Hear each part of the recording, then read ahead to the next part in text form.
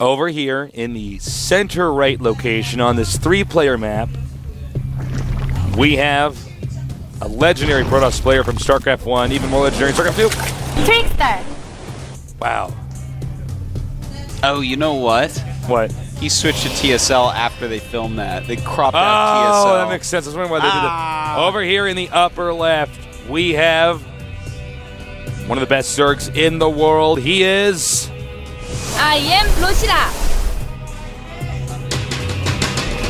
I want to go to the water park. I'm not much of a water park guy. Maybe sometime in August when it's nice. I'm gonna wear a Speedo. Oh, cool. My pasty nerd body, reflecting the sun. Actually, Take a picture of it. My pasty plus hairy nerd body. That's true. I'm like an albino Wookiee. TricKsteR once again faces Forge expansion. He's actually very well known for figuring out the opening he likes and always doing it. I can vouch. I've played him plenty of times in the ladder taste. This guy just gets into a trend and he's like, well, this is the best, I'm just going to do it. It's like, it's the best strategy. I don't know, it's the best strategy. I think it's the best, so I'm going to do it. Well, you know, the thing about doing that is it has pros and cons. I mean, the problem is your opponents can prepare, but they'll never really be as prepared as you are because this is what you do, and even the other Protosses do other things. So unless it's NestT. NestT. He actually knows the inside of your brain. NestT's like, you're doing this strategy again, and fog begins to appear on the lenses of his glasses because he's so angry because he's NestT. NestT is a cross between Obi-Wan Kenobi and Albert Einstein. Ooh. All right, we need it. We need Albert Einstein with that hair, NestT's face photoshopped on that, and he's holding a lightsaber. Well, that'll be on Reddit in about, like looking at my watch, 45 seconds. It'll be, Your mission has been given to you, nerds. All right, so he made his gateway before the first cannon. I'd love to see people stretch the advantage as far as they possibly can. Yeah, you got to. Tiny things like that, actually, at this level, Tasteless, make a world of difference. Makes all the diff in the world. Oh, perfect. That probe should play hide and go seek. Dude, he prepared for this match like no one else did. He actually has. He wants this, man. TricKsteR was one of the guys that we were really like in Season 1. He's going to win, probably. You know, he's the favorite. He hasn't had it. He is still preparing for it. All right, we got more probes mining over here. And that drone is still hidden. He should know about that, but every once in a while we have surprising results where they just forget about the drone. Yeah. It does happen. It definitely does, man. He has got a lot on his mind right now. I can't even tell you the possibilities. He's thinking about everything his probe is about to see. He's going to look at it all. He's thinking about losing that probe and how that's affected his economy. He's thinking about losing that probe. What did he see? Did it feel weird? Did it look weird? Did it look all right? Probably thinking of a slogan for a contest. He wants a year pass. Those Zerglings are so close. And look at that. LosirA's so good. The moment that finishes, he leaves. And only now can TricKsteR use all those mineral patches. That's why he had those Zerglings there. Like true Tasteless.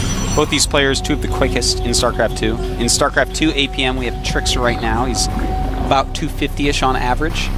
And LosirA, he's all over the place, man. But I saw him as high as 300 StarCraft 2 APM. And this Overlord will be pushed out. The Stalker will not be able to kill it in time. See? See? Thank you, Miss Cleo. No problem.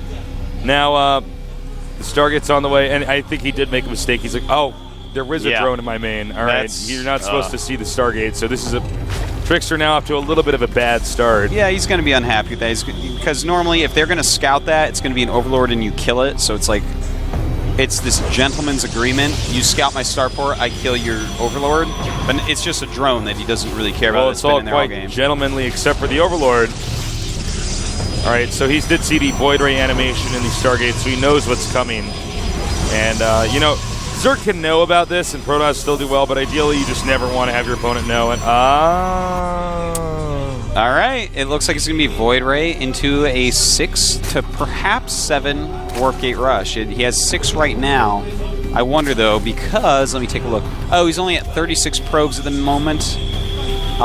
He's not making more. Yeah, because if you're going to go 6-gate, you actually really do need... I mean, 7-gate, you actually really do need, like, at least 45 probes. If you have less than that, it's actually like, well, I'm not sure what you're thinking. Now, the gateways are going to finish, and this rush is going to commence. This rush is slightly different from the 7 Warp Gate rush. Yeah, basically, the Void Ray incorporated in there, if you're doing this right, you want to focus the Void Ray's first attack on a structure or on a queen. Yeah. It will be fully charged or 2 different roaches. Yeah. And, of course, he's going to be a little bit Zealot heavy in this. He's already gotten +1. He's already spent a lot on Void Rays. But that's fine, because the Void Rays counter the roaches very, very well. Now, notice he's led with the Void Ray to stop any scouts from seeing the rest of his rush coming. And he's going to restart probe production during this for a little bit at least. Very interesting to see. The pylon is so well placed, he's going to be able to warp in without any problem. All right, now he wants to focus on a queen while avoiding the Spore Crawler. These Zerglings are not going to be very useful against the Zealots. The Roaches will be. And he's targeting down that Void Ray. If he can kill a Void Ray, it'll be huge. They are a backbone of this. He did keep it alive. For now, one of the Void Rays is charged up here. That's pretty scary. And the Zealot's even going down roaches, and he's targeting. Will he kill it? No! The Void Ray with 12 hit points left there. He's still got 2 queens, though. Can LosirA fight back and kill that Void Ray? The one Void Ray does go down, and that is gigantic for LosirA. He's making another queen in that hatch. And the Void Ray lost its charge, too. Yes, it certainly did. This army that TricKsteR has is not that big. In fact, LosirA, with killing that Void Ray, 2 Void Rays is more than twice as good as 1. 1 does not complement this build correctly. This is something that can be cleaned up by roaches and Zerglings at this point very easily. The Void Ray he can almost ignore. Yeah, 2 you can't, 1 you can. Now note that Evolution Chamber is really poorly placed. Yeah, it is. Actually, that's really bad. He's going to have to fix that.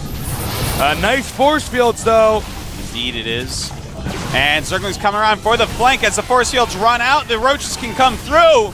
But if he kills all the Zerglings before that, beautiful, another force field, but oh my god, he did not have another to stop the roaches. The roaches come in, he will be cleaned up, and TricKsteR should just GG from here. This is he's actually not dead. A recoverable situation. And I think he might actually with the Void Ray just kind of sitting there. Yeah, 54 supply to 113. LosirA has held this.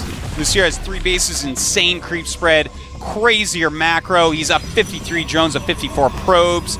In fact, probes are the only units that TricKsteR has until these units warp in right there. He's going for Colossus, but at this point, I mean, LosirA can just macro into anything and win. All right, thank God he got rid of that Evolution Chamber. Yeah, I mean, I'm on the same page as you. Basically, TricKsteR is in so much trouble. This is not something you recover from very easily. I don't know if this is even the best rush to do in this situation. It takes the Void Rays a little while to get over there at those distances. They're across. Agreed. You know. And he didn't really do anything with them to start. Yeah. The other rush like that, he did a lot more. And look at this, just mass Zerglings coming in. And you know what? Here's the thing. That was effective for LosirA. That was worth losing all sentries, those. Yeah. Exactly. Not only that, but the energy. Roaches are coming. And the roaches are coming, Tasteless. The roaches are coming. And there's actually, he has nothing to stop. He's going to have an immortal. If I was LosirA, I'd put little tap dance shoes on the roaches. It'd be like, click, click, click, click, click, click. I'd be like, oh no, they're coming. Well, here they do come, Tasteless. The Bill Cosby roaches. All right. Now, oh man, forts will go down. No armor upgrade. Goodbye. Zealot's coming out to attack the roaches. Ugh. Running away or attacking, both of those strategies would work at this point. I mean, this here's taking his 4th base. Look at the mini-map. There's purple everywhere. It's red. Well, the creep is purple. Yeah, man. I was all worried. Oh, I don't. Yeah. Now we suddenly discover this episode of the GSL that Artosis is colorblind. You know who's actually colorblind? Who? Liquid Ret. Is he? Yeah, he has to smack tab on the mini-map, or at least he did in StarCraft 1. I don't know what the button is in StarCraft 2, to see drops coming. Oh, that's interesting. That's why a lot of his ZVTs back in StarCraft 1, he'd lose to drops. Oh, that's I have a good buddy of mine who's colorblind, but it doesn't affect him as much in his games. Yeah. Now we have a lot of roaches, a lot of Zerglings on the map. Right now, Protoss is just desperate. The Protoss will kill to get an expansion up so this game can go on any further. Oh, man. Mass Zerglings with only one Colossus. Not too much splash being done. And look at that. That's just Zerglings doing that much damage to the Protoss army. Against a Zealot Colossus army, too. It's like, well, that's what happens. The series is even expanding again at this point, Tasteless. Taking base number 5. My God. He has a quadrillion creep tumors out. Look at that, man. Oh, my God. You can count to infinity by counting the creep tumors. Wow. Infinity is a pretty long period of time. It's a big number. Yeah. All right. Well, this kind of ragtag Protoss control group is moving around the map just trying to secure this. I think right now TricKsteR knows, looking at this, he's like, well, this is pretty bad. I actually think I just saw a hatchery over here, and yes, I did. Well, LosirA right now, he's coming in even as mutas at this point. And, my God, this mutas. Good force fields. Those roaches not doing a whole lot, and TricKsteR actually holds that. A very poor attack by LosirA. But LosirA is still up at 157 against 123. Well, he's going to keep making mutas, and you know, I don't know if his Stalkers aren't the best anti-air, in the game of StarCraft 2. Certainly not. But, I don't mind that he's going mutas at this point, realizing that Colossus Zergling is a big part of the army of TricKsteR. And I love this counterattack. TricKsteR has to turn around, stops this attack dead in his tracks. A lot of probes will be taken out. Poor TricKsteR. He brought it upon himself, Tasteless. He's doing these kind of attacks that this is not an incredibly technical attack. It's one that I guarantee you LosirA's experienced a lot. Unlike game number 2, where I was like, wow, this is actually really impressive. But you know what? To TricKsteR's credit, he's still sort of moving around with his army. It looks like he's almost ready to ditch his main base, which isn't good. Yeah, I think at this point he realizes, well, if I go back and kill that, what do? Walk back? He flies his mutas out, he saves them all, he's going to have way too much for me. Can't wait that long. Have to go now. Here he is. This is his time. This is his one shot to come back, and look at what LosirA's going to do. He's just going to keep counterattacking in the base. He's like, I have way more bases, way more space on the map. He's got to be careful, though. I mean, if it comes down to army versus army, he's going to have to eventually go back and fight that off. But, of course, with Lings and mutas, he can go around, target down Nexi, and just have extractors everywhere, and there's actually no way for TricKsteR to split his army and defend his last pylon, and to actually attack into the whatever LosirA has left. So that is one great thing about Mutaling, that you can actually always win base trade races. Yeah, I mean, you have mobility on his side. And look at this. He's just going to make a bunch of spine crawlers inside of his main. He's saying, whatever, man. Yeah. This is a really nice play here. Exactly the right choice by LosirA. I love it.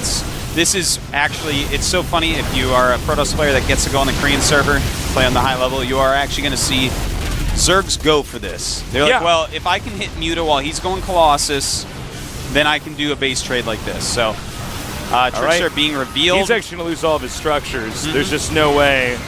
And that's going to be GG here as we go on into game number 5. Every Protoss building destroyed. LosirA showing us a lot of intelligence in that game. Not freaking out and going after the army and trying to save himself. Just realizing, oh, wait a minute, I can kill your buildings so easily. Yeah. You're not tricking me, TricKsteR. Yeah. TricKsteR's like, I guess you get a treat. He slips his Snickers into LosirA's bag.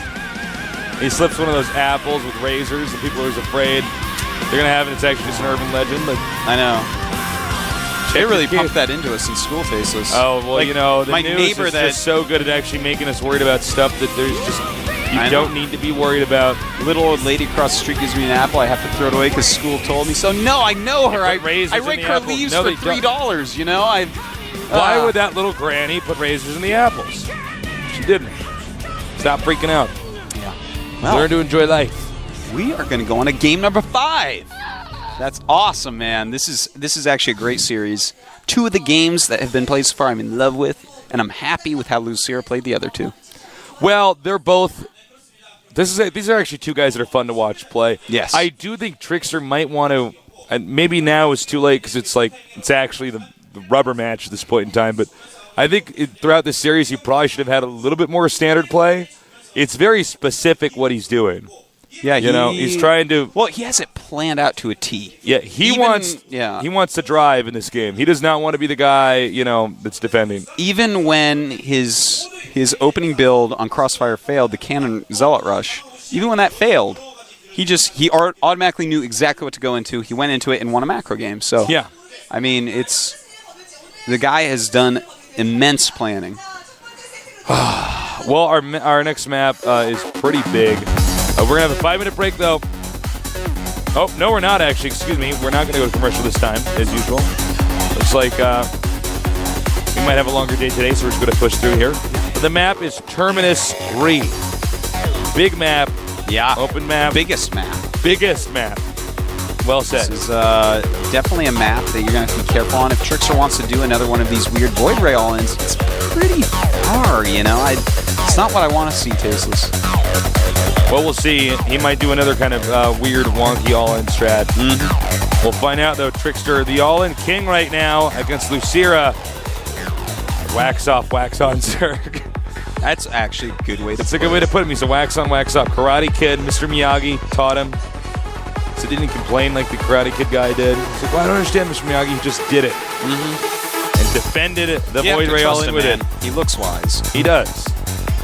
Look at that beard. You going to say no to that? No! Of course not. Of course not. So let's go to the rubber match here at game number 5. In this Codas match, only one will move on to the round of 4. Will it be TricKsteR or will